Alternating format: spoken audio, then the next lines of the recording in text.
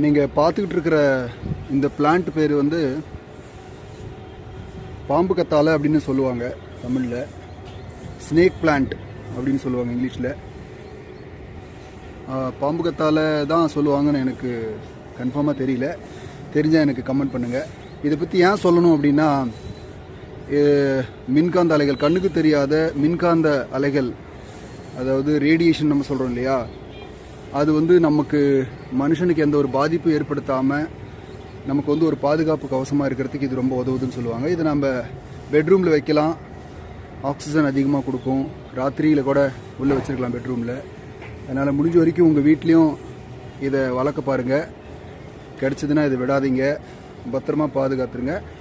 இது ஆக்சிஜன் அதிகமாக கொடுக்கும், உங்களுடைய உடம்புக்கு ரொம்ப நன்மையை செய்யும். ஸோ பலவிதமான பிளான்ட்டில் இதுவும் ஒரு பிளான்ட். நன்றி.